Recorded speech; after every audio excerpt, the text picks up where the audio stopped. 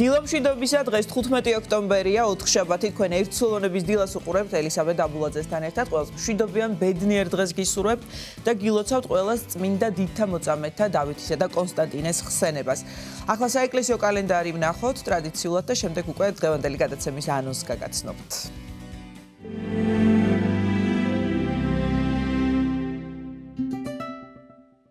15 ოქტომბერს წმინდა მართლმადიდებლის სამოციქულო ეკლესია მოიხსენიებს წმინდა დიდმოწამე არგვეთის მთავრებს დავით და კონსტანტინე მხეიძეებს, წმინდა მღვდელმოწამე კვიპრიანეს და წმინდა მოწამეებს იუსტინა ქალწულს და თეოქტისტეს, ნეტარ ანდრიას, ქრისტესთვის სალოს.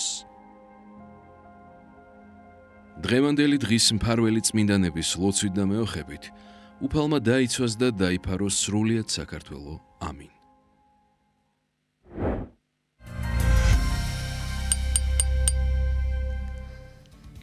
დღეს მოხსენებულ წმინდანთა შემწეობასა და მფარველობას გისურვებთ ყველას და რაც შეეხება ჩვენს დღევანდელ გადაცემას, პირველი სტუმარი ტრადიციულად მოძღვარი იქნება.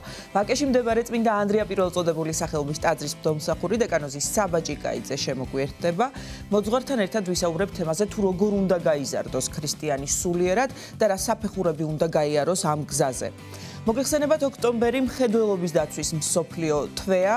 სტუმართან ერთად ვისაუბრებთ მხედველობაზე, რისკ ფაქტორებსა და მედიცინის თანამედროვე მიდგომებზე.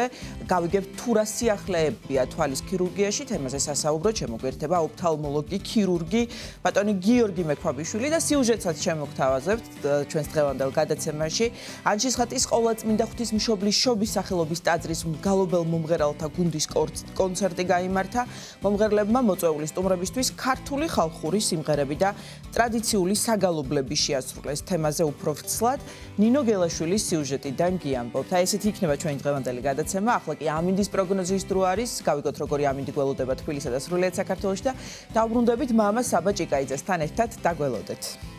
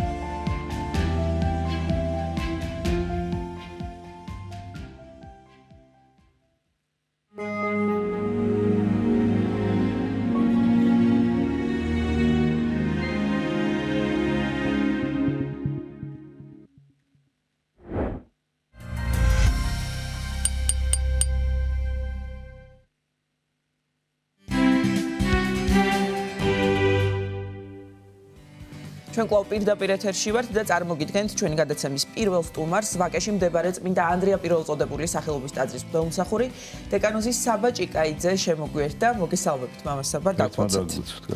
გილოცავთ დღევანდელ დღეს წმინდა დიდმოწამეთა დავითისა და კონსტანტინეს ხსენების დღე არის არგვეთის მთავრების, გულოცავთ ასევე ჩვენს მაყურებელს.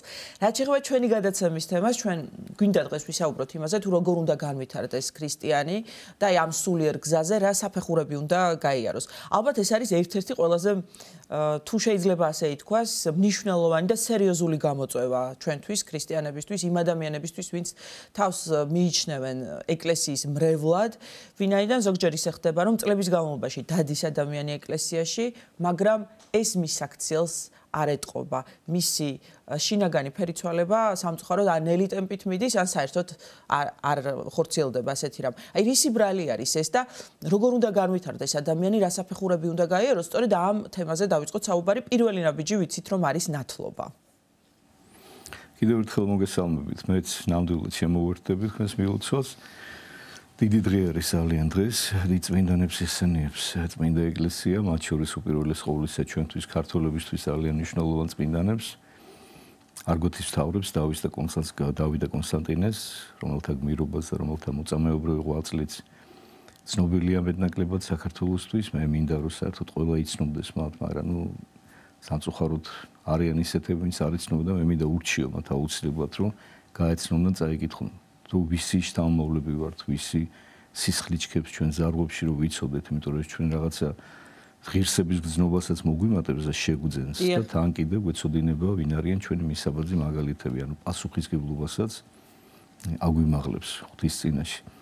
მათთან ერთად ეკლესია იხსენიებს წმინდა კვიპრიანე კართაგენელს, ჩემი ერთ-ერთი უსაყვარლესი წმინდანია, ასევე ესეც იუსტინასთან და თეოქტისტესთან ერთად და ასევე ჩემი უსაყვარლესი წმინდანია, რაღაცნაირად ისე დაემთხვა რა ანდრია სალოსის და თითოეული მათგანის მადლი გვეწეოდეს ყველა ჩვენგანს. რაც შეეხება ჩვენს დღევანდელ თემას, ეს უაღრესად მნიშვნელოვანი თემა, აქტუალური მე ესე ვიტყოდი და რატომ?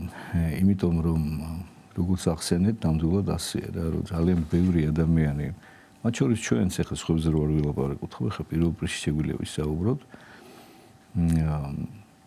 დავდივართ ეკლესიაში, ცხოვრობ თითქოს ეკლესიურად, თითქოს გარეგნულად ყველაფერი წესრიგშია, მაგრამ არ ხდება ჩვენი შინაგანი სულიერი ზრდა და ეს ნამდვილად აქტუალური თემა შეგირჩევია დღევანდელი დღისთვის, იმიტომ რომ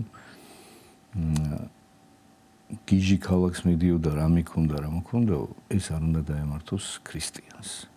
და სამწუხაროდ ძალიან ბევრი ჩვენგანი ამას ვეჩვევით. და მე რაღაცნაირად გულდამშვიდებულად და არხიენად გძნობ თავს, რომ ვიცით რომ ღმერთი სიყვარულია, ღმერთს უყვარს, ღმერთი მაინც გვაცხოვნებს. აი ეს ღმერთი მაინც გვაცხოვნებს თემა ცოტა დამაბნეველი მომენტი აქვს შემოგდებული ეშმაკს ჩვენთვის. ანუ ჩვენ გვინდა რომ ორმაგი სტანდარტით ვიცხოვროთ, თქვათ, ცოდვა გვაცხოვნოს, კი ბატონო, ხო და აი, მაგრამ ღმერთმა მაინც გვაცხოვნოს. ხო და აი ნახეთ როგორი რაღაცა გასაგებია. ეს არ ხდება ასე, ხო? არ ხდება ასე. გასაგებია რომ საეკლესიო სწავლებაა ზოგადად ასეთი, რომ ადამიანის კეთილი საქმეები არ არის მაცხოვნებელი. მაცხოვნებელი უფლის მადლია, მაგრამ მოვიტყუებთ თავს და გვეგონება რომ ჩვენზე არაფერი არ არის დამოკიდებული. ჩვენ ღმერთს საშუალება უნდა მივცეთ რომ გვაცხოვნოს. იმიტომ რომ არიან ადამიანები, რომლებიც სამწუხაროდ ვერ ცხონდებიან. ხო ეხლა მაშინ ეხლა მხოლოდ ღმერთზე და მის გულმოწყალებაზე რომ იყოს დამოკიდებული ყოველი ადამიანის ცხონება, მაშინ ყველა ცხონდებოდა, იმიტომ რომ ღმერთი ყველა ადამიანის მიმართ გულმოწყალია, მაგრამ სამწუხაროდ ხანდახან ადამიანი ამას თვითონ არ აძლევს საშუალებას ღმერთს, რომ ღმერთმა აცხოვნოს ერთი ესეთი ძალიან კარგი გამოთქმაც კი არსებობს წმინდა მამების, რომ შენო ღმერთსო ხელს ნუ შეუშლიო და ღმერთი გაცხოვნოს. აი რას ნიშნავს ახლა ეს, როცა შენ ღმერთის საწინააღმდეგოდ შეგნებულად ირჩევს სიარულს. აი ეს არის დამღუპველი ადამიანისთვის. თუ შენ გულწრფელი ხარ, მაგრამ გეშლება, ეცემი, ხო, მაგრამ გულწრფელი ხარ ამ გზაზე, გულწრფელად გიყვარს უფალი, გულწრფელად ცდილობ რომ იარო წინ. აღიარებს საკუთარ სისუსტეს და უძლურებას და ღმერთს ეუბნები, რომ ღმერთო ვიცი რომ მე არაფერი არ შემიძლია შენს გარეშე და შენ შემეწიე. ხშირადაც რო ეცემოდე, მაინც ამოგაყენებს ღმერთი ფეხზე აუცილებლად და მაინც ადრე თუ გვიან თავისი საოცარი განგებულებით, აი ეს სწორედ ის შემთხვევა, რომ ეს რო ხელს არ უშლი, ღმერთი ისე ჩაგიტარებს რაღაცებს, რომ აუცილებლად მიგიყვარს ხონებამდე. მაგრამ ჩვენ ამის საშუალება ღმერთს უნდა მივცეთ. ეხლა რაც შეეხება, აი თანმიმდევრულად, ხა შენახსენე რომ ნათლობა არისო პირველი ეტაპიო და პირველი ნაბიჯიო. რასაკვირველია, იმიტომ რომ ნათლობა ეს არის დაბადება და თუ არ დაიბადა ადამიანი, ისე ვერც გაიზრდება და ვერც განვითარდება, ბუნებრივია, ხო? ანუ უპირველეს ყოვლისა ჩვენ უნდა დავიბადოთ ქრისტეში და ეს ხდება სწორედ ნათლისღების საიდუმლოში, შემდგომ მირონცხების საიდუმლოთი გვეძლევა ჩვენ მადლი იმისა, რომ გავიზარდოთ და დაუპირისპირდეთ აი ამ ჩვენში ბოროტ ძალას და ჩვენს უნებებს და იწყებს უკვე ადამიანი ერთ მშვენიერ დღეს ეკლესიურ ცხოვრებას, ხო, ანუ ცხოვრობს ჯერ რაღაცა ჩვეულებრივი ყოფითი ცხოვრებით და ერთ მშვენიერ დღეს დგება რაღაცა მომენტი, როდესაც ის ფიქრდება, რომ რაღაცა ხომ არ არის შესაძლებელი ჩემს ცხოვრებაში და იწყებს უკვე ეკლესიური ცხოვრებით ცხოვრებას. დიახ. ნუ ცდილობ რაც შეიძლება ესე კომპაქტურად და მოკლედ ვისაუბროთ. და რა ხდება ამ დროს, ნახეთ. მე ესეთ რამეს ვეუბნები ხოლმე ყოველთვის საკუთარ თავს უპირველეს ყოვლისა და შემდეგ იმ ადამიანებს, ვინც ჩემთან მოდიან რა რომ აი სწორედ ამაზე ვამახვილებ ყურადღებას. ნუ იქნები სიმბოლური მრევლი ეკლესიის. შენი ყოველი დღე ეკლესიაში მოსვლისა უნდა იყოს რაღაცის შეძენის, აი რაღაცით ოდნავ, სულ ოდნავ თუნდაც, მაგრამ სულ ოდნავ უკეთესი უნდა გახდე ყოველ მოსვლაზე. ყოველ კვირაზე, ყოველი ზიარების შემდეგ, როცა შენ ეხები ქრისტეს სისხლსა და ხორცს ამ უზარმაზარ საიდუმლოს ღვთისას, რომელსაც ჩვენ სამწუხარო ძალიან დაუდევრად ვეკიდებით ხშირ შემთხვევაში და ვერ ვიაზრებთ, მე საკუთარ თავზე ვლაპარაკობ პირველ რიგში და მე ძალიან ბევრ მორწმუნეზე ვერ ვიაზრებთ, რას ვეხებით. აი როგორც წმინდა მამა ამბობს ერთ-ერთი რა, ზიარების წინალოცვებში ვჭამდა ვსვავ ვერ გამკითხველიო სისხლისა და ხორცსა შენ ქრისტეს ჩემის, ანუ ვერ ვიაზრებთ, რას ვეხებით ჩვენ და როგორ შეიძლება ადამიანი იაზრებდეს ამას, პასუხისგებლობით ეკიდებოდეს და არ მოსთხოვოს საკუთარ თავს, რომ გაიზარდოს სულიერად და ნელ-ნელა დროთა განმავლობაში შესაბამისი გახდეს აი ამ მსახურებისა და ნელ-ნელა დაიწმინდოს მისი სინდისი, რომ რაც შეიძლება ნაკლებად ამხელდეს მისი გული და მისი სინდისი ყოველი ზიარების დროს. და რა არის ამისთვის საჭირო, ნახეთ. მე სულ ვამბობ ამას რა. ნებისმიერ საქმეში, არა მხოლოდ სულიერის ზრდის საკითხში, აი ნებისმიერ პრაქტიკულ საქმიანობაშიც რო გადმოვიტანოთ, ხო? შედეგის მომცემი არის ყოველთვის თანმიმდევრული მოქმედება, გულმოდგინება, რუტინა. ანუ აი თუ ადამიანი და ყველაზე მეტად სამწუხაროდ, ხო, ადამიანს სწორედ ეს რუტინა ეძნელება. დიახ, ძალიან. ყოველდღიურად ერთი და იგივე სკეთება და დილის და საღამოს ლოცვები. აი დიახ. ეს დილის და საღამოს ლოცვები, რომელიც ახლა შენახსენე, ხო, არის უაღრესად მნიშვნელოვანი, ხო? ჩვენ ამ სამწუხაროდ აი ვერ და ხშირ შემთხვევაში ხშირია ძალიან შემთხვევები, როდესაც ადამიანები განსაკუთრებით სტაჟიანი მორწმუნეები უკვე რაღაცნაირად დილის და საღამოს ლოცვებს აღარ ვკითხულობთ ხოლმე, იმიტომ რომ რაღაცა გონია, რომ ეს რაღაცა განვლილი ეტაპია და თითქოს ეს რაღაცა ჩვენ აღარ გვჭირდება რა და ეს ასე არ არის, იმიტომ რომ ნახეთ აი იმ დილის და საღამოს ლოცვებს აი მე ვამბობ ხოლმე დილის და საღამოს ლოცვები და ოთხშაბათის და პარასკევის მარხვა. აი ეს ორი რაღაცა არის აუცილებელი ორი ფაქტორი, რომელიც ადამიანს ინარჩუნებს სულიერ გზაზე. რომ აი როცა შენ ყოველდღიურად რაღაცას ესე რუტინულად აკეთებ, ეს მე რაღაცა შენი ცხოვრების წესად იქცევა, შენ სულში ჯდება და შენ უკვე გინდა არ გინდა რაღაცნაირად მობილიზებული ხარ და მომართული ხარ. შენ როცა ყოველ დილას და ყოველ საღამოს ამ ლოცვას კითხულობ, ხო? ეს რას ნიშნავს? ნიშნავს იმას, რომ ესე იგი სულ ღვთის წინაშე ხარ. შენ ყოველ დილას და ყოველ საღამოს შეახსენებ საკუთარ თავს შენს პასუხისგებლობას ღმერთის წინაშე. რომ შენ აქ მარტო არ ცხოვრობ. რომ შენ ყავს მამა, რომელმაც რაღაცა დავალებით მოგიყვანა ამ ქვეყანაზე და შენ შენი წილი ქცევები გმართებს ღვთის წინაშე, ხო? რომლის გამო შეიძლება მე პასუხი მოგეკითხოს. და ამაზეა დამოკიდებული დიახ. შენი მომავალი საუკუნო ხვედრი. როგორ იქნები შენ მერე მარადისობაში, ხო, აი როგორ მოიქცევი დღეს ყოველდღიურად. როდესაც ადამიანი ყოველდღიურად ლოცულობს, როდესაც ადამიანი ყოველ ოთხშაბათს და პარასკევს ახსენებს საკუთარ თავს, რომ ოთხშაბათს გაიცა ჩვენი მაცხოვარი, პარასკევის ჯვარზე გააკრეს და ამის გამო ყოველთვის უნდა გქონდეს აი ეს განცდა, რომ არ უნდა მისცეს საკუთარ თავს უფლება, რომ რაღაცა იმაზე მეტად მოეშვას, ისიამოვნოს თუნდაც, ხო? ვიდრე საჭიროა, იმიტომ რომ აი ამ დროს შეახსენოს საკუთარ რაღაცნაირად თითქოს სულ ოდნავ თანაზიარი გახდეს აი იმ ტკივილებისა, რომელიც უფალმა განიცადა იმ დროს, ხო? მორალური იქნება თუ ფიზიკური იქნება. როცა ამას შეახსენებს, ესე იგი ის უკვე სულ ღვთის წინაშე ცდილობს, რომ იცხოვროს. პლუს თუ ის ადამიანი კითხულობს ყოველდღიურად წმინდა წერილს, ამითიც ხომ შეახსენებს საკუთარ თავს, ანუ აი მისი გონება კავდება ღმერთით.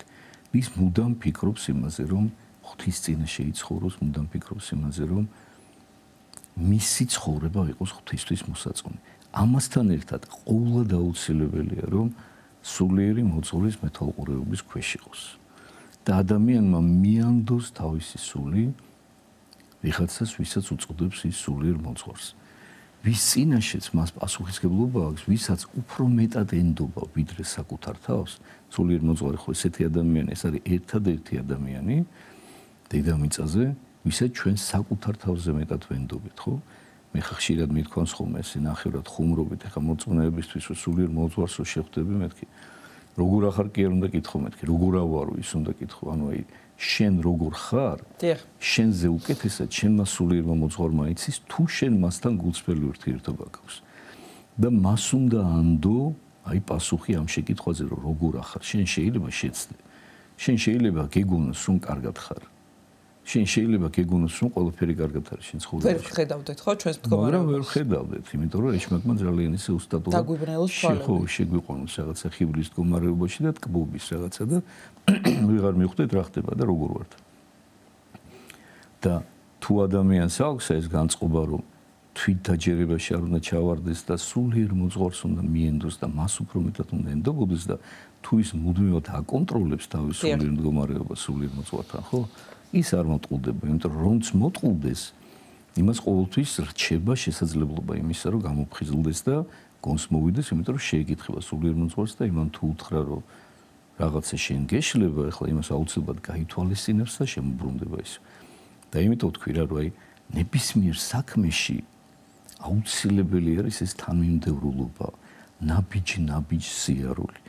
და აი ესეთ შემთხვევაში ჩვენ სულიერად გავიზრდებით და ნახეთ აი კიდევ ერთი მნიშვნელოვანი მომენტი, რომ სულიერ მოძღვართან ურთიერთობაში აუცილებლად უნდა აკონტროლო და პერიოდულად უნდა დაუსვა ეს შეკითხვა შენ სულიერ მოძღვარს. საკუთარ თავსაც, მაგრამ როგორც თქვი, საკუთარმა თავმა შეიძლება მოგატყუოს. ამიტომ სულიერ მოძღვარს უპირველეს ყოვლისა, რომ მამაო, მე რომ ახლა ეკლესიაში დავდივარ, ტყუილად ხომ არ დავდივარ.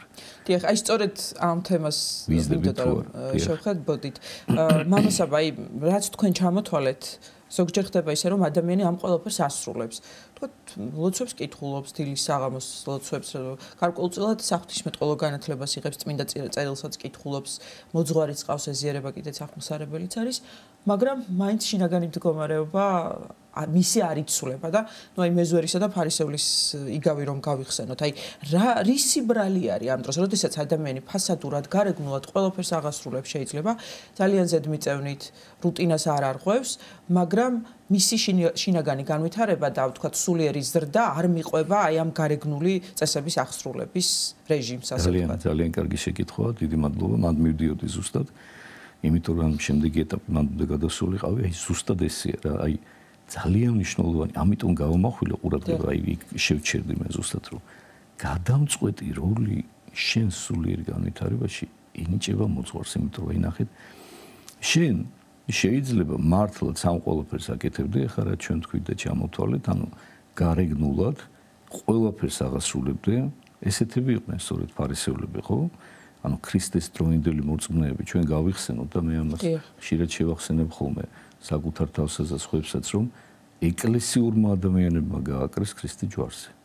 იმ დროინდელმა ეკლესია მაცვა ღმერთი ჯვარს და ეს ჩვენ ხშირად უნდა გვახსოვდეს ხომ ეს ძალიან მტკივნეული რეალობაა რომელსაც თვალი უნდა გაუსწოროთ და იმ დროისათვის დღევანდელი გაგებით რო ვთქვათ ეკლესიურად მსხოვრებმა ადამიანებმა ვერ იცნეს უფალი და ჯვარზე გააკრეს და ეს ძალიან დასაფიქრებელი რამ არის ძალიან იმიტომ რომ როგორ შეიძლება ახლა ადამიანი რომელიც ჯულს იცავს ესეზე მიწევნით ქრისტე ვერ იცნოს ხო მისთვის განკაცებული სახსნელად მოსული მაცხოვარი მაგრამ თურმე შესაძლებელია იმიტომ რომ აი რასაც ამბობდი რომ აი შეიძლება შენ ამ ყველაფერმა ამ ეკლესიური ცხოვრების წესების გარეგნულმა სწორად შესრულებამ აი ამ რუტინის ხო შეიძლება შენ სულ სხვა მიმართულებით წაგიყვანოს ჩაგაგდოს თვითკმაყოფილებაში ხიბლის მდგომარეობაში და ვეღარ განასხვავ ვეღარ მიხვდე უკვე შენ სწორად მიდიხარ და შეიძლება ბევრად უფრო საშიში მდგომარეობაში ჩავარდე ვიდრე ის ადამიანი ვინც არაეკლესიურად ცხოვრობს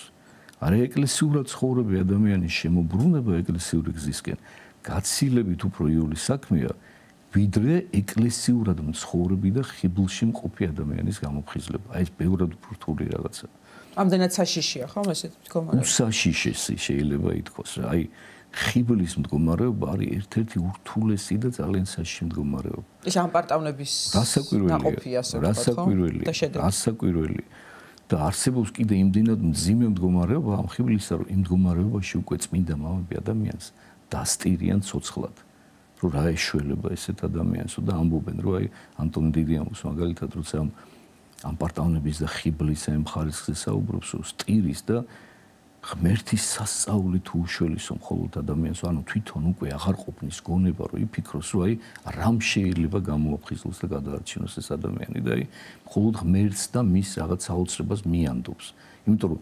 ადამიანურად უკვე წარმოუდგენელია ესეთი ადამიანის გამოფხიზლება იმიტომ რომ შეხედავ და თითქოს ყველაფერი აჯურში ანუ ვერ მიედა ვერ ეტყვი ვერაფერს რაღაცას ისეც რასაც თითქოს აი არ აკეთებს რა გარეგნულად აი ამიტომ აი კიდევ ერთხელ ვიტყვი რომ გადამწყვეტი როლი ესე დროს ეკისრება მოძღვარს და მოძღვარს რომ კონდეს იმისი ბერკეტი და იმის შესაძლებლობა რომ შენ გონებაზე მოგიყვანოს და გამოგაფხიზლოს ამისთვის აუცილებელია რომ შენ ენდობოდე მას შენ კონდეს გამოცხადებული მისთვის ნდობა და კიდევ ერთხელ გავუსვავ ხაზს რომ მოძღვარს საკუთარ თავზე მეტად უნდა ვენდობოდეთ ეს უაღრესად მნიშვნელოვანია ხა რასაც ვამბობ ამის გააზრება. იმიტომ რომ აი ის ადამიანები რომელიც შენ ჩამოთვალე მოძღვართანაც დადიან კაც ახსარებასაც ამობენ და ეზიარებიან კიდევაც და ხშირადაც. მაგრამ მაინც გვარდებიან ამ მდგომარეობაში, იმიტომ რომ მათი მოძღვართან ურთიერთობაც არ არის ხალისხიანი. აი სწორედ იმიტომ აი მერთი უმნიშვნელოვანესი ნიუანსის გამოკლებით რომელსაც ხა მე ვამბობ რომ ისინი კი ურთიერთობენ მოძღვართან და თითქოს გარეგნულად ყველაფერი მოწესრიგებული აქვს, მაგრამ მოძღვარზე მეტად საკუთარ თავს ენდობიან. ანუ თვითრჯულობაში არიან.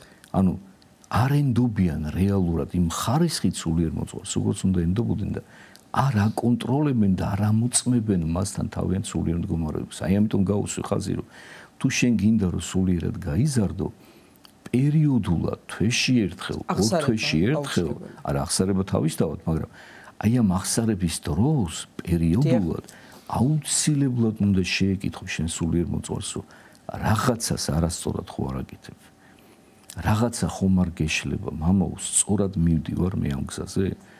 სწორად ვითარდები, აი მე კი მგონია რომ რაღაცა სწორად მივდივარ, მაგრამ შენ მითხარი მივდივარ სწორად? და შეიძლება რომ არ ეშლებოდეს ადამიანს, ალბათ ყოველთვის რაღაც გვეშლება, ხო? ყოველთვის რაღაც გვეშლება, მაგრამ აქ სხვა შეშლაზეა საუბარი ელისაბედა, რომ აი სულიერად რომ რაღაცა ხიბლისკენ ხო არ მივიდგები. აი ადამიანი მუდმივად უნდა აკონტროლებდეს ამას და საკუთარ თავს მუდამ უნდა ეკითხებოდეს, ყველაზე მეტად რისიც უნდა ეშინოდეს ეკლესიურად მცხოვრებ ადამიანს. უნდა ეშინოდეს ხიბლის. ანუ ხიბლი რა არის რეალურად? ეს არის რეალობის არასწორი აღქმა, ხო? გამრუდება, რაღაც გამრუდებულ სარკეში გაყურებინებს საკუთარ თავს ეშმაკი რა, რომ სულ სხვანაირი ხარ და სხვანაირად გაჩვენებს საკუთარ თავს. თან მოძღვარზე მეტად რომ უკვე საკუთარ თავს ენდობი, ესეც ოღონდ ესეც ნახევარული რაღაცა, ესეც დასკუნა მდგომარეობაში ხარ. კი ბატონო, ოღონდ ეხლა მე ჩვენ ეხლა ამას ესე ვსაუბრობთ, მაგრამ ესე კი არ ხდება ადამიანში. ადამიანი ამაზე კი არ ფიქრობს, რომ ეხლა მოძღვარზე მეტად საკუთარ თავს ვენდობი თუ არ ვენდობი. ეს მექანიკურად ხდება ეს, გესმის? შეიძლება მას ეგონოს კიდევაც, რომ აი მოძღვარი ხო ყავს კაც ხო ენდო, მაგრამ ამ დროს შინაგანად არ ენდობოდეს მას, ამიტომ ვამბობ რა, რომ აი ეს გააზრებულად, შეგნებულად უნდა იმუშაოს ეკლესიურად ცხოვრობ ადამიანმა იმაზე, რომ საკუთარ თავს მუდმივად შეახსენოს ეს, რომ მოძღვარს უფრო მეტად უნდა ენდობოდეს და მოძღვართან უნდა აკონტროლოს თავის სულიერი მდგომარეობა და როცა ამ შეკითხვას დაუსვავს მოძღვარს, მზად უნდა იყოს იმისთვის, რომ შეიძლება მოძღვარმა უთხრას, რომ არა, გეშლება შენ. შენ რომ გგონია, რომ ეხლა დავარცხნილი ხარ და მოწესრიგებულად ცხოვრობ, სულაც არ ახარ ესე. და აუცილებლად უნდა იყოს მზად, რომ ეს მიიღოს და ხშირად არ არის ადამიანი ამისთვის მზად. მე მქონია მაგალითად ეგეთი შემთხვევა, რომ აი რომ შემკითხვია ადამიანი, ეს შეკითხვაც კი ფასადურად დაუსვავს. დაუსვავს, იმიტომ რომ იცის რომ უნდა დამისვას ეს შეკითხვა და აი რომ მიპასუხია მისთვის რომ თქვა რაღაცა გამიკრი ვერ მიუღია. იმიტომ რომ არ იყო გულწრფელი ამ შეკითხვის დასაწყისში. დიახ, ხო და აი ამიტომ აი ამაზე ვამბობ, რომ აი ეს ხომ ურთული ჯერ ხო ზოგადად ამ ქვეყნიურ საქმეებშიც კი როცა შენ რაღაცა წარმატების მიღწევას ცდილობ, აქაც კი ფეხს გიდებს ბოროტი ძალა და აქაც კი ცდილობს დაგაბრკოლოს და იქაც არ გამოგაყვანინოს შენი საქმე ისე როგორც საჭიროა ბოლომდე არ მიგაყვანინოს და თქვენ წარმოიდგინეთ ეხლა ყველაზე უმთავრეს საქმეში, სულის გადარჩენის საქმეში და შენ რომ ამ საქმეს ხარ შეჭიდებული. ღმერთთან მიხვედი ეკლესიასთან ცხოვრობ ეკლესიური ცხოვრებით და აქ როგორ გებრძვის წარმოიდგინე, თან როგორი დახვეწილი მებრძოლია.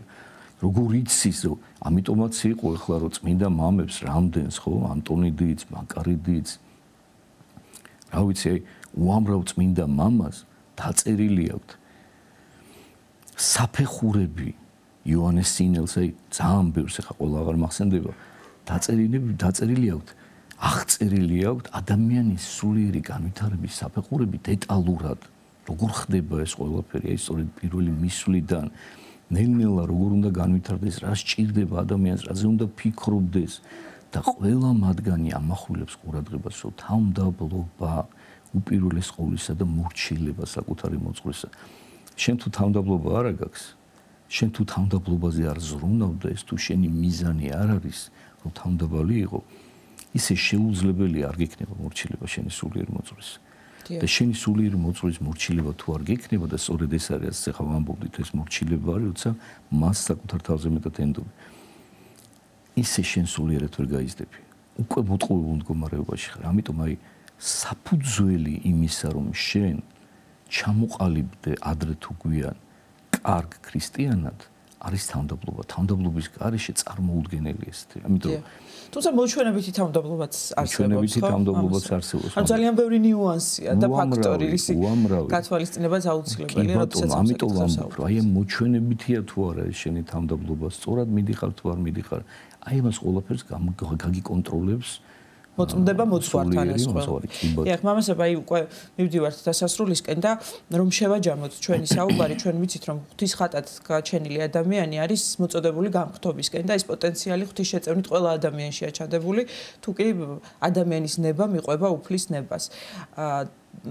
მაინც აი რა არის ნიშნავს ეკლესიური ესე იგი ცნობიერება ეს მინდა შეგეკითხოთ სწორად ცხოვრება ეკლესიურად რას გულისხმობს და როდის ხდება ისე რომ ადამიანის შინაგანადაც და გარეგნულადაც აი ერთნაირად ვითარდება და აი ამ სულიერ გზაზე გარკვეულ წარმატებას აღწევს.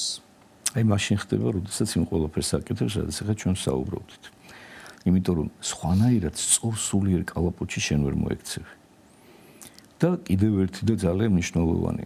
უაღრესად მნიშვნელოვანია ქრისტიანს კონდეს მკაფიოდ გააზრებული მიზანი. რისთვის ცხოვრობს ეკლესიური ცხოვრება?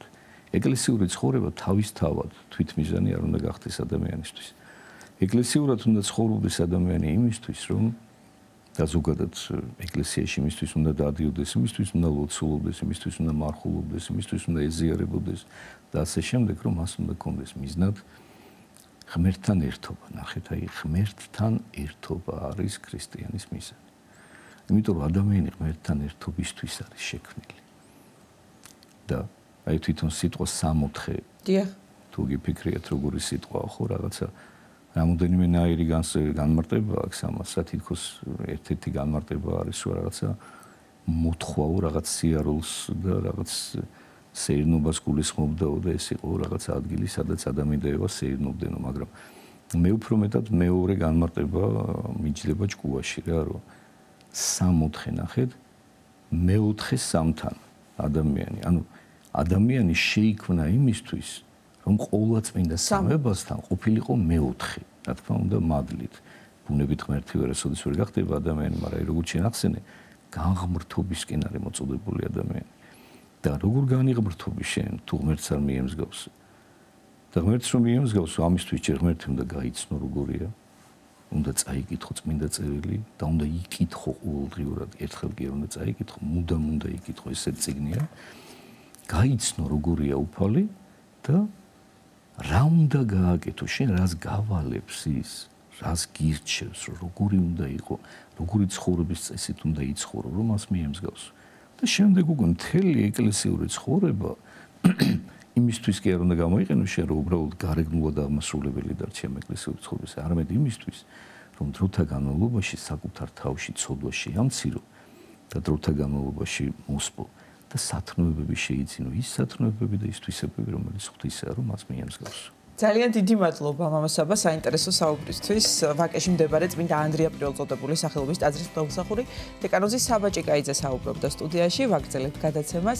ახლა 7 გზის ლოცვის დროა. ერთად მოვისმინოთ ლოცვა 9 საათზე და დავბრუნდებით პირდაპირ ეთერში უკვე სხვა თემებით.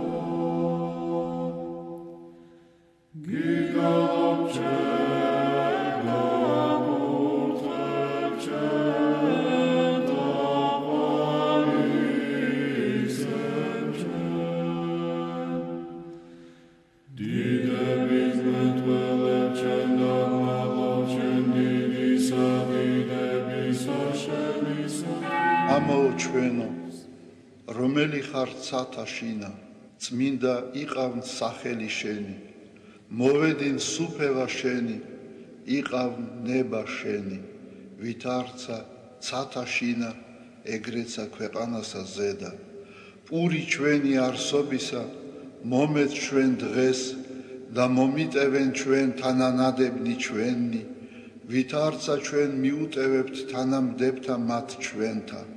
და ნუ შემიყანებ ჩვენ განსაცდელსა, არამედ მიხსნენ ჩვენ ბოროტისაგან. რამე თუ შენი არს სუფევა, ძალი და დიდება, მამისა, დაძისა და წმინდისა სულისა, აცდა მარადის და უკუნითი უკუნისამდე. ამინ. მიწყალე მე ღმერთო, დიდითა წყალობითა შენითა და მრავლითა მოწყალებითა შენითა ახოცე უჯულოებაი ჩემი. უფროს განბანე მე უჯულოებისა ჩემისაგან და ცოდვათა ჩემთაგან გამწმინდე მე. რამე თუ უჯულოებაი ჩემი მე უწყი და ცოდვაი ჩემი წინაშე ჩემსა არს მარადის. შენ მხოლოსა შეგწოდე და ბოროტი შენ წინაშე ვყავ. რათა განმართლე სიტყვათაგან შენთა და ზლოს ჯასა შენსა.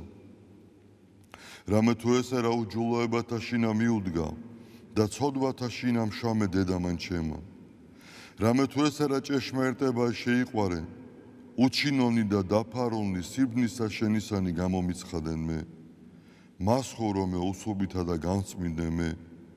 განბანო მე და უფროს თოვლისაგან სპედაკნე. მას მინო მე გალობაი და სიხარული და იხარებნე ძვალნი დამდაბლებულნი. გარე მიაქციე პირი შენი ცოდვათა ჩემთაგან და ყოველი უჯულოებაი ჩემი ახოცე. გული წმინდა დაბადე ჩემთანა ღმერთო და სული წრფელი განმიახლე გვამსა ჩემსა. ნუ განმაგდებ მე პირისა შენისაგან და სულსა წმინდასა შენსა ნუ მიმიღებ ჩემგან. მომეც მე სიხარული მაცხოვარებისა შენისა და სულითა მთავრობისათა დამამტკიცე მე. ვასწავლე უჯულოთა გზანი შენი და უღმრთონი შენ და მოიქცენ. მიხსენ მე სიცხთაგან ღმერთო ღმერთო ცხოვრებისა ჩემისაო, იხარებდეს ენა ჩემი სიმართლესა შენსა, უფალო, ბაგენი ჩემნი აღახვენ და პირი ჩემი უთხრობდეს ქებულებასა შენსა, რამე თუ უკეთუმცა გენება, მსხვერპლი შემცა მეწირა, არამედ საკვერთხი არ აგთნდეს, მსხვერპლი ღმრთის არს, სული შემოსრული, გული შემოსრული და დამდაბლებული ღმერთმან არა შეურაცხყოს, კეთილი უყვა უფალო ნებითა შენითა სიონსა და აღეშენენ ზღუდენი იერუსალიმისანი, მაშინ გთნდეს მსხვერპლის სიმართლისა შესაწირავი და ყოვლად დასაწველი, მაშინ შესწირნენ საკურთხეველსა შენსა ზედა ზვარაკნი. დიდება მამასა და ძესა და წმინდასა სულსა, აწდა მარადის და უკუნითი უკუნისამდე ამინ. ალილუია, ალილუია, ალილუია, დიდება შენ და ღმერთო.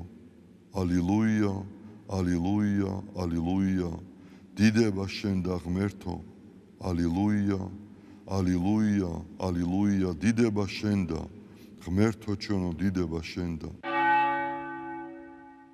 ღვთისმშობელო ქალწულო გიხაროდენ, მიმადლებულო მარიამ უფალი შენთანა, კურთხეულ ხარ შენ დედათა შორის და კურთხეულ არს ნაყოფი მუცლისა შენისა, რამე თუ მაცხოვარე გვიშევ სულთა ჩვენთა.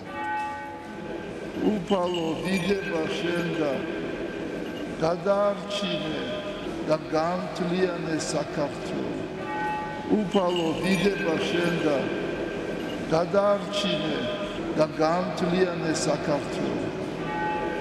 უფალო დიდება შენ და გადაარჩინე და გამთლიანე საქართველო.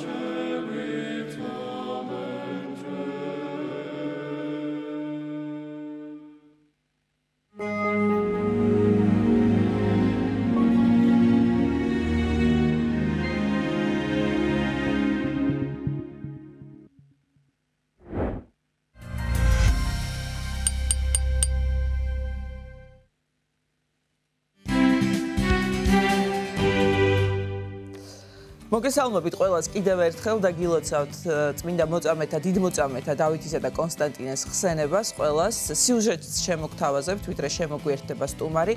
ანჩიტხატის ყოვლადწმინდა ღვთისმშობლის შობის სახელობის ტაძრის მგალობელ მომღერალთა გუნდის კონცერტი გაიმართა. მომღერლებმა მოწვეული სტუმრებისთვის ქართული ხალხური სიმღერები და ტრადიციული საგალობლები შეასრულეს.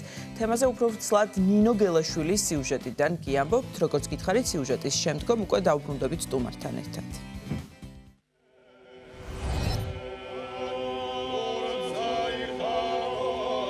უწმინდესის და უნეტარესის, სრულიად საქართველოს კათოლიკოს პატრიარქის, ცხეთა თბილისის მთავარეპისკოპოსის და ბიჭვინთისა და ცხუმ-აფხაზეთის მიტროპოლიტის ილია მეორის ლოცვა-კურთხევით 1988 წლის 29 მაისს ანჩისხატის ტაძარში ღვთისმსახურება კვლავ აღდგა. სწორედ იმ პერიოდში ჩაეყარა საფუძველი ტაძრის მგალობელ ვაჟთა გუნდის დაარსებას. მას შემდეგ მრავალი წელი გავიდა. ანჩისხატის მგალობელთა გუნდი კი დღემდე აგრძელებს დაკისრებული მისიის შესრულებას, რასაც უძველესი ქართული საეკლესიო საგალობლებისა და ტრადიციული მრავალხმიანობის აღდგენა შენარჩუნება ჰქვია.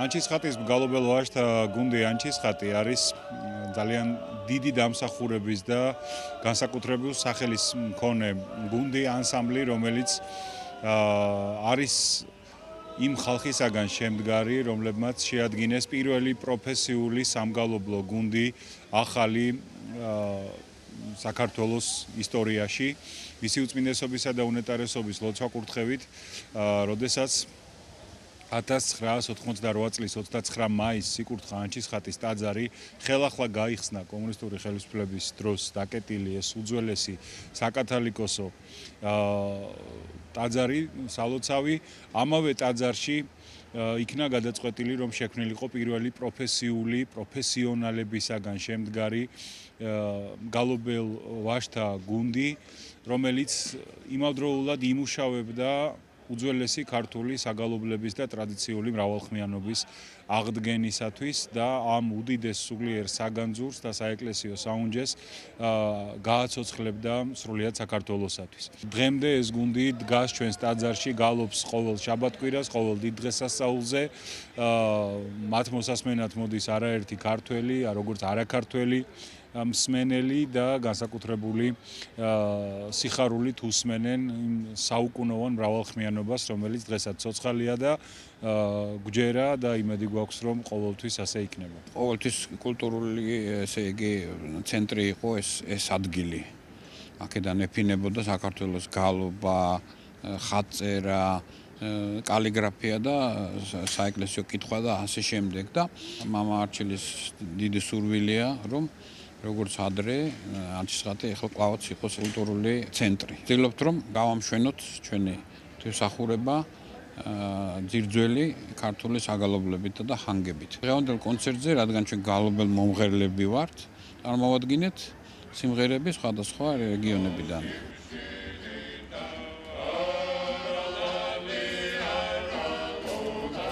ტაძრის ეზოში არაერთი სტუმარი შეიკრიბა. გალობელ მომღერალთა გუნდის წევრებმა მოწვეული სტუმრებისთვის ქართული ხალხური სიმღერები და ტრადიციული საგალობლები შეასრულეს. მათ შორის აღსანიშნავია გელათის, ქართლ-კახეთისა და შემოქმედის სამგალობლო სკოლების საგალობლები. საღამოს საქართველოს კულტურის სამინისტროს მხარდაჭერით გაიმართა. მოვემზადეთ ამ დღისთვის განსაკუთრებულად გვინდოდა რომ კარგად წარმდგარიყავით მსმენელისთვის და შევასრულეთ ქართლ-კახური, გურული, იმერული სიმღერები, მეგრული სიმღერები, ასევე სამივე კუთხის, სამივე სკოლის საგალობლები, შემოქმედის, ქართლ-კახური და გელათის სკოლის.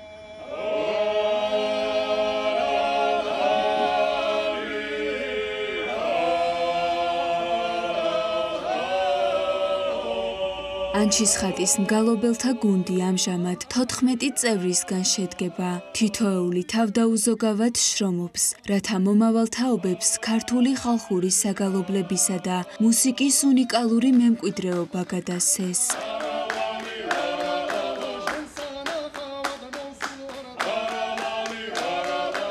პროექტის ფარგლებში გუნდის სხვადასხვა სივრცეში კიდევ რამდენიმე კონცერტს გამართავს.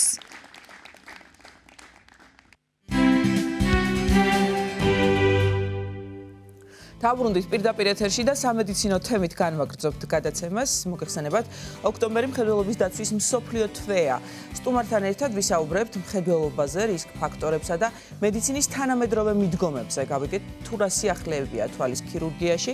თემაზე სასაუბროდ შემოგვერთა ოფთალმოლოგი, ქირურგი ბატონი გიორგი მექვაბიშვილი. მოგესალმებით, გიორგი. მოგესალმებით, დიდი მადლობა მოწვევისთვის და მივესალმებით ჩვენს მაყურებელსა და მსმენელს. ძალიან დიდი მადლობა თქვენ ჩვენთან მობრძანებისთვის. სიბრმავის წინააღმდეგ ბრძოლის და ცნობიერების ამაღლების მსოფლიო თვეა ოქტომბერი და სწორედ ამით გვინდა რომ დავიწყოთ ჩვენი დღევანდელი საუბარი. როგორ აღინიშნება საქართველოში საინტერესოა? საქართველოში და მსოფლიოში, მოდი ესე ვთქვათ, ბევრი კონფერენცია ტარდება, სამეცნიერო კონფერენცია, ძალიან მაღალი დონის კონფერენციები, რომლებიც ასე ვთქვათ აერთიანებს მსოფლიო ექსპერტებს, წამყვან სპეციალისტებს დარგის, განვიხილავთ თანამედროვე მიღწევებს, განვიხილავთ აქტუალურ პრობლემებს, ასევე განვიხილავთ რა შეიძლება რომ გავაკეთოთ, რომ ეს ძალიან მნიშვნელოვანი პრობლემა, რაც კაცობრიობას აქვს, სიბრმავე, თავიდან ავიცილოთ, ან მაქსიმალურად შევამციროთ და ამავდროულად ტარდება საქველმოქმედო აქციები, ნახულობთ პაციენტებს და ძალიან აქტიურად ვართ ჩართულები ამ თვეში, ოქტომბრის თვეში, ამ კონკრეტული ასე ვთქვათ პრობლემის წინააღმდეგ ბრძოლაში. დიახ, აი გიორგი თქვენ აღხსენეთ, რომ სიბრმავე ერთ-ერთი ისეთი დაუძლეველი პრობლემა შეიძლება უწოდოთ მაინც სამედიცინო სფეროში დღეისთვის და აი სტატისტიკაზეც მინდა გკითხოთ, როგორია სტატისტიკა ჩვენს ქვეყანაში და მსოფლიოში ამ კუთხით და ვიცით რომ სიბრმავის სხვადასხვა წარმოშობის სიბრმავე არსებობს, ამაზეც ვისაუბრებთ. ძირითადად სიბრმავებს ყოფთ ორ ნაწილად კლასიფიკაციით. ეს არის შექცევადი და შეუქცევადი სიბრმავე. ანუ შექცევადი სიბრმავე ეს არის სიბრმავის ტიპი, რომლის თავიდან აცილება შეიძლება ან თუ დადგა მხედველობის მკვეთრი დაქვეითება, ამის გამოსწორება შეიძლება, რაც შეეხება შეუქცევადს, სამწუხაროდ თვითონ ტერმინიდან გამომდინარეობს, რომ როდესაც ეს მდგომარეობა დგება, სამწუხაროდ ბევრი გაკეთება უკვე აღარ შეგვიძლია ხოლმე. საქართველოს თავის სტატისტიკით საბედნიეროდ უფრო მეტად დასავლეთის სტატისტიკაში გადის, დასავლეთის ქვეყნების, რადგანაც შეუქცევადი სიბრმავე პრაქტიკულად საქართველოში უკვე ძალიან იშვიათად არის. განვითარებად სამყაროში შეუქცევადი სიბრმავის ჯერ კიდევ პირველ ადგილას დგას კატარაქტა. ეს არის ძალიან ხშირი დაავადება, როგორც წესი უფრო ხშირად ეს არის ასაკობრივი დაავადება და მიუხედავად იმისა, რომ კატარაქტის ქირურგია ძალიან განვითარდა და ძალიან კარგ შედეგებს გვაძლევს, განვითარებად სამყაროში ჯერ კიდევ კატარაქტა წარმოადგენს შეუქცევადი სიბრმავის მთავარ მიზეზს. ესეთ სიბრმავეზე და მხედველობის მკვეთრ დაქვეითებაზე რომ ლაპარაკობთ, ძალიან მნიშვნელოვანია ვისაუბროთ ასაკობრივ ჯგუფზე. იმიტომ რომ ყველა ასაკობრივ ჯგუფს აქვს თავისი სპეციფიკა. დაწყებული ბავშვთა ასაკიდან დამთავრებული ღრმა მოხუცებულობის ასაკამდე. კატარაქტა უკვე ღრმა, უფრო მეტად ასაკოვან ადამიანებს. უფრო მეტად ასაკოვანი, თუმცა ვნახულობთ თანდაყოლო კატარაქტას, როდესაც ბავშვი იბადება კატარაქტით და აუცილებელია, რაც შეიძლება ადრეულ ეტაპზე ამის მკურნალობა და კატარაქტის მკურნალობა, როგორც თანდაყოლილი, ისე მოხუცებულობითი არის მხოლოდ ქირურგიული. არსებობს ტრავმული ტიპი კატარაქტის, არსებობს მეტაბოლური კატარაქტები, მრავალი ტიპი არსებობს კატარაქტის. თუმცა ერთი რაც ამ ყველაფერს აერთიანებს არის, რომ არის მხოლოდ ოპერაციული მდგომარეობა და ამას შველის ოპერაცია. ბავშვებში რომ ვისაუბროთ, ყველაზე ხშირი მიზეზი მხედველობის მკვეთრი დაქვეითების ეს არის რეფრაქციული ანომალიები, ხო? უფრო გასაგებად რო ვთქვათ, პლუსი მინუსი ასტიგმატიზმი. ეს არის CLM. კიდევ უფრო ახალშობილებში თუ ჩავალთ, ეს არის ღენაკლთა რეტინოპათია. მერე მოდის უკვე თინეიჯერების და ახალგაზრდების ჯგუფი, სადაც ვნახულობთ ბევრი ისეთ და საქართველოში მით უმეტეს, რომელიც არის კერატოკონუსი. ეს რაც ნიშნავს, რომ გამომართოს ძალიან საინტერესო და სამწუხარო საქართველოში ძალიან გავრცელებული დაავადებაა. ჩვენ გვაქვს ესეთი ძალიან საინტერესო სტრუქტურა თვალში, რქოვანა. ძალიან დელიკატური და ესეთი ფაქიზი ქსოვილი. და კერატოკონუსი გულისხმობს იმას, რომ როცა უნდა იყოს რქოვანა ძალიან ცივი ერთგვაროვანი, კონუსი თვითონ აქედან გამომდინარეობს, იღებს კონუსის ფორმას, ეს არის ქრონიკული პროგრესირებადი დაავადება. რქოვანა მოდის წინ, ასე ვთქვათ, იცვლის მის სტრუქტურას, ჰისტოლოგიას. რქოვანის მიერ სიბრმავე ეს ტერმინი ამ დაავადებას მიემართება? დიახ, თუმცა რადგანაც საუბრობთ ჩვენ განვითარებულ სამყაროზე, რქოვანის მიერ სიბრმავეში კერატოკონუსი ერთ-ერთი მოწინავეა, თუმცა უფრო მეტად მოწინავე არის ჰერპესული დაავადება, ჰერპესის ძალიან ყველას გაუგია, ალბათ, იმიტომ რომ ძალიან ხშირი დაავადება, რომელმაც თვალის ძალიან მწვავე დაავადება შეიძლება გამოიწვიოს და მათ შორის თვალის ჰერპესული დაავადება, მაგალითად ამერიკის შეერთებულ შტატებში რქოვანის მიერ სიბრმავის პირველ ადგილზე დგას. თუმცა ჩვენთან მაინც ჩვენი გეოგრაფიული და გენეტიკური, ასე ვთქვათ, მდგომარეობიდან გამომდინარე, უფრო მეტად ხვდებით კერატოკონუსს. დიახ, აი შეუქცევადი სიბრმავის მიზეზები, აი რა შეიძლება იყოს გამომწვევი, ვთქვათ, იგივე თქვენ ახსენეთ, რომ შეიძლება ბავშვი დაიბადოს თანდაყოლილი კატარაქტით, ან სხვა პრობლემით, ან სრული, ესე იგი, სიბრმავით. აი რა იწვევს ამას, რა ფაქტორები განაპირობებს, თუ არის ეს გამოკვლეული? არის გამოკვლეული, ძალიან კარგად არის შესწავლილი. ბავშვებზე თუ ვისაუბრებთ, ერთ-ერთი ძალიან მნიშვნელოვანი არის მუცლად ყოფნის პერიოდში დედის მიერ გადატანილი ინფექციები, სხვადასხვა ტიპის ინფექცია, ტორჩ ინფექციები არის ესეთი სპექტრი ინფექციების, რომელიც იწვევს მულტი, ასე ვთქვათ, სისტემურ, ანუ არა მარტო თვალს, არამედ სხვა ორგანოების დაზიანებასაც და ანუ როგორც წესი ბავშვი მხოლოდ იზოლირებულად თვალის დაავადებით, მაგალითად კატარაქტით არ ჩნდება ხოლმე. წითურას ვირუსი ერთ-ერთი ყველაზე ცნობილი ვირუსი არის, თანდაყოლილი წითურას ვირუსი, ხდება ხოლმე საკმაოდ მრავალი დაავადების როდესაც დედას ორსულობისას შეხვდება წითურა? დიახ, დედის დიაბეტი ორსულობის დროს ალკოჰოლის მოხმარება, ინტოქსიკაცია ზოგადად რამაც შეიძლება ნაყოფზე ტოქსიური და უარყოფით გავლენა მოახდინოს. დიახ. შეუქცევადი სიბრმავე მაინც ბოდი ყველაზე მნიშვნელოვანი რაც არის, ერთ-ერთი ყველაზე მნიშვნელოვანი დღესდღეობით მიუხედავად იმისა, რომ ეს დარგი ძალიან სწრაფად ვითარდება და დიდი მიღწევები გვაქვს, არის გლაუკომა. გლაუკომა ეს არის სპეციფიურად თვალის დაავადება, ეს მხოლოდ თვალის დაავადება, რომელიც იწვევს მხედველობის ნერვის, მეორე კრანიალური ნერვი ორგანიზმში, მხედველობის ნერვის ქრონიკულ პროგრესირებად და შეუქცევად დაზიანებას. ზოგადად გლაუკომის დიაგნოსტირება და მკურნალობა კიდევ ერთხელ გავამეორებ, ძალიან წინ წავიდა. თუმცა ერთი სამწუხარო რეალობა ის არის, რომ ამ დაავადებას განსაკუთრებული სიმპტომები არ ახასიათებს. შესაბამისად, სანამ ადრე ვერ ხვდება პაციენტი, ხო? დიახ, და მედიცინაში მოგეხსენებათ, რაც უფრო მალე მიხვალ ექიმთან და ესე იგი შემდეგ პროგნოზი უფრო კეთილსაიმედოა, დიახ, და გლაუკომა აი ამ კუთხით ძალიან ძვირაგი დაავადებაა, ამიტომ რომ პრაქტიკულად პაციენტები უსიმპტომოები არიან, როცა რაღაც სიმპტომები შეამჩნევენ ხოლმე უკვე საკმაოდ დაზიანებულია მხედველობის ნერვი და შეუქცევად იმიტომ ვლაპარაკობთ, რომ თუ მხედველობის ნერვი დაზიანდა, სამწუხაროდ არსად მსოფლიოში ამის აღდგენა არ ხდება. შემდეგ ჩვენი მკურნალობა არის ხოლმე მიმართული იმისკენ, რომ მაქსიმალურად შევინარჩუნოთ ის, რაც ადამიანს აქვს, ანუ სტრუქტურულად გაუფრთხილდეთ, რაც უკვე ჯანსაღი ქსოვილი არის, რაც დაკარგულია, იმის ვეღარ ვაბრუნებ და შესაბამისად ადამიანის მხედველობის ნერვი თუ დაზიანდა, ის ვერ აღდგებაო, არსად არ ხდება მსოფლიოში ეს. სამწუხაროდ დღესდღეობით ესეა. ეს პრობლემა რჩება პრობლემად, ხო? ანუ სიბრმავე და სრულად დაკარგული მხედველობა არ ექვემდებარება აღდგენას და ამ კუთხით სიახლე მსოფლიოში არ არის, ხო? მიუხედავად აი ესეთი პროგრესისა და ამდენი სიახლისა მედიცინაში. მოდი ესე ვთქვათ, არსებობს რაღაც თვალი მიუხედავად იმისა, რომ არის პატარა ორგანო, არის ძალიან საინტერესო, ძალიან კომპლექსური და ესეთი მრავალფეროვანი აგებულების და ფუნქციის მქონე ორგანო. ზოგადად საზოგადოებაში თვალი ცოტა ისე აღიქმება, რომ პატარაა და თუმცა მიუხედავად ამ პატარა მასშტაბისა, უამრავი დაავადება არის. არსებობს გარკვეული დაავადებები, რომელიც რამდენიმე წლის წინ განუკურნებლად ითვლებოდა და დღესდღეობით კურნალობა არსებობს. არსებობს დაავადებები, რომლებიც უკვე რამდენიმე ასეული წელი აღწერილია, ამაზე მთელი მსოფლიო მუშაობს, მაგრამ ჯერჯერობით მაინც განუკურნებლად ითვლება. ვერ ვიტყვით ესე, რომ არ ვითარდება დარგი და განუკურნებელი დაავადებები კვლავ რჩება განუკურნებლად.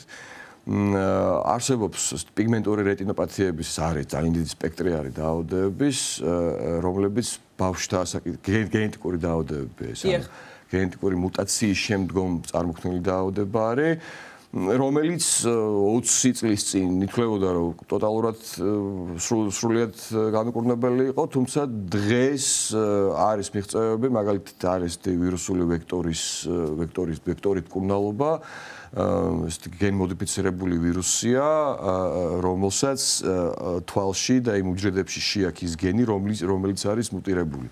და წარმოუდგენელი შედეგი. ნახეთ როგორ არის მედიცინის ნახტომები ახასიათებდა ყოველთვის მედიცინას, ანუ ერთ-ერთი ძალიან პირველი დიდი ნახტომი იყო, როდესაც ფლემინგმა შემოიტანა ანტიბიოტიკები. თუმცა მხედველობის ნერვის აღდგენა არ ხდება მაინც. თუმცა მხედველობის ნერვის აღდგენა ჯერჯერობით არ ხდება. დიახ, რამე გკითხოთ, აი ლაზერულ ოპერაციებთან დაკავშირებით იყო გარკვეული სკეპტიციზმი წლების წინ, თუმცა დღეს ესე იგი ძალიან დიდი ნდობა არის მსგავსი ოპერაციების მიმართ. აი რა შეიცვალა, თქვა გამოცდილება მაჩვენა, რომ ამართლებს მსგავსი ოპერაციები და აი რა შემთხვევაში იყენებთ ამ მეთოდს პაციენტის მკურნალობის დროს? მოდი ესე ვთქვათ, ლაზერული, ეხლა ჩვენ ვსაუბრობთ ექსიმერ და ფემტოლაზერულ კორექციაზე. მხედველობის კორექცია ლაზერით, ხო? მხედველობის კორექცია ლაზერით. დიახ, ნუ სხვადასხვა ტიპები არსებობს, მაგრამ ერთი ფუნდამენტი ისაა, რომ ყველა მხედველობის კორექციის ლაზერულს თუ საუბრობთ, ნუ ლაზერი არის თავარი მოქმედი პირი. ძალიან იხვეწება ტექნოლოგია. ყოველწლიურად ლაზერული ტექნოლოგია უფრო და უფრო წინ მიიწევს. და ხდება ესე რომ ქირურგიანო ადამიანის ფაქტორი მაქსიმალურად ნაკლები, მოდი ვთქვათ, ნაკლები მნიშვნელობა ენიჭება ადამიანის ფაქტორს, ანუ კომპიუტერიზა ამ შემთხვევაში, ეს დადასტურდა, რომ კომპიუტერიზაციამ და ტექნოლოგიის ძალიან განვითარებამ უფრო და უფრო მეტად ეფექტური და უსაფრთხო და სწრაფი გახადა ეს ქირურგია. შესაბამისად, ეს მეთოდი უკვე დიდი ხანია, რაც დაინერგა და დიდი ხანია, რაც საქართველოში კეთდება. თუმცა ამ ტექნოლოგიის განვითარებამ უფრო და უფრო უსაფრთხო და ესეთი მისაღები გახადა ადამიანებისთვის და კიდევ ყველა ასაკში კეთდება, ესეც მინდა და მეკითხა. რატომღაც თითქოს ბავშვობის მოზარდობის ასაკში ერიდებოდნენ, ასე მახსოვს ყოველ შემთხვევაში სადაც 12 ჩვენ მოდესტ ჩვენებებს გააჩნია როდესაც ახლომხედველობაზე ვსაუბრობთ, ყველაზე ხშირად მაინც ახლომხედველობის გამო, მინუსის გამო კეთდება ეს ოპერაცია. რამდენიმე კრიტერიუმი არსებობს, რაც უნდა აკმაყოფილებდეს პაციენტი. ერთ-ერთი უმნიშვნელოვანესი არის, რომ ადამიანის ახლომხედველობა არ უნდა პროგრესირებდეს. იმიტომ რომ ახლომხედველობას თავის ბუნებიდან გამომდინარე ახასიათებს პროგრესირება. და მოდესტ ვთქვათ, ოპტიმალური პერიოდი ლაზერული კორექციისთვის ახლომხედველობისთვის არის დაახლოებით 21 წელი. თუმცა მანამდეც ვაკეთებთ. მანამდე ვაკეთებთ რა შემთხვევაში, თუ დოკუმენტირებულად გვაქვს დასტური იმისა, რომ პაციენტის ახლომხედველობა არ პროგრესირებს. იმიტომ რომ ამ ლაზერს აქვს იმ კონკრეტულ მომენტში მხედველობის გასწორების უნარი. თუმცა არ აქვს დაავადების, ანუ ახლომხედველობის პროგრესირების გაჩერების უნარი. შესაბამისად, ახლომხედველებში ეს არის დაახლოებით 21 წელი, როდესაც თითქმის უმრავლესობა ადამიანების აღარ პროგრესირებენ. პლუსების შემთხვევაში ასე კი გაცილებით უფრო დაბალია და სხვათა შორის ჩვენს კლინიკაში გაკეთდა პირველად პედიატრიული ლაზერი და 12 წელი, საშუალო 12 წლის ასაკში შეიძლება ამ ყოველთვის გაკეთება. როგორც ესეთი შეზღუდვა ასაკობრივი არ აქვს. ასტიგმატიზმის შემთხვევაში თუ მუშაობს და ეგრეთ წოდებული ზარმაცი თვალის შემთხვევაში. ასტიგმატიზმის შემთხვევაში მუშაობს, ზარმაცი თვალი თავისი ბუნებით ცოტა უფრო კომპლექსური მდგომარეობაა, თუმცა შეგვიძლია ვთქვათ, რომ როდესაც არ ველით ხოლმე რაიმე ოპერაციის შემდგომ ზარმაცი თვალის გაუმჯობესება, საკმაოდ ხშირ შემთხვევაში რეფრაქციული ოპერაციის შემდგომ პაციენტები გაცილებით უფრო მეტ გაუმჯობესებას ღებულობენ, ვიდრე მაგალითად ოპერაციამდე სათვალითან კონტაქტური ლინზით ღებულობდნენ. შესაბამისად, ზარმაცი თვალი როგორც ასეთი წინააღმდეგ ჩვენება ლაზერული კორექციის არ არის, მეტსაც ვიტყვი, ხშირ შემთხვევაში გაცილებით უფრო მეტი სარგებლის მომტანია პაციენტისთვის, ვიდრე ჩვენ და პაციენტები ველოდებით ხოლმე. დიახ. და გიორგი, დასასრულისკენ მივდივართ და ვისაუბროთ იმაზე, თუ როგორ გავუფრთხილდეთ ჩვენს თვალის ჩინს და როგორ მოუაროთ თვალებს, მხედველობას, როდესაც ვართ პლანშეტების და ელექტრონული მოწყობილობების ეპოქაში, მით უმეტეს ბავშვების შემთხვევაში არის ძალიან რთული თვალების გაფრთხილება. აბსოლუტურად მართალს ვზანებთ, ეგრე არის, მით უმეტეს სტატისტიკას თავიდან შევეხეთ, მაგრამ ეხლა შევეხოთ. სტატისტიკა არც თუ ესე კეთილსაიმედოა, იმიტომ რომ 2050 წლისთვის მსოფლიო მოსახლეობის ნახევარზე უფრო მეტი იქნება ახლომხედველი. ახლომხედველობის ეს ბუმი, ეს პანდემია განაპირობა დიგიტალიზაციამ, ანუ ამ გაციფრულებამ, ანუ ელექტრომოწყობილობებზე გადასვლამ. ეს დაუწერელი კანონია, რომ ბავშვობის ასაკში მაქსიმალურად შეზღუდვა, თუმცა ეხლა რა თქმა უნდა ვიაზრებთ, რომ ამის გარისც შეიძლება და ძალიან მკაცრები არ უნდა ვიყოთ. როგორ დავიცვათ თვალები, ვთქვათ, სათვალით? არა, უბრალოდ ნაკლები კონტაქტი ეკრანებთან, მეტი ყოფნა გარეთ, რადგანაც გარეთ მნიშვნელოვანია დ-ვიტამინის სინთეზი მზის შუქზე ძალიან მნიშვნელოვანია. თვალისთვისაც მნიშვნელოვანია. თვალისთვისაც ძალიან მნიშვნელოვანია, მეტი ფიზიკური აქტივობა, მაქსიმალურად ჯანმრთელი ცხოვრების წესი. და არის გარკვეული ეტაპები ცხოვრებაში, როცა სასკრინინგო კვლევები პაციენტებმა უნდა ჩაიტარონ. იმიტომ რომ არის გარკვეული დაავადებები, რომელიც არ ჩანს. რომელიც არ ჩანს, რომელიც აბსოლუტურად თავიდან აცილებადია და თუ დროულად აღმოაჩენ, პაციენტების პროგნოზი ძალიან კეთილსაიმედოა. ძალიან დიდი მადლობა, გისურვებთ წარმატებას და ჯანმრთელობას უსურვებთ ასევე ჩვენს მაყურებელს. ოფთალმოლოგი, ქირურგი გიორგი მექვაბიშვილი საუბრობდა სტუდიაში, ამით დასრულდა ჩვენი დღევანდელი გადაცემა. მადლობა რომ გვიყურეთ. ბედნიერ დღეს გისურვებთ.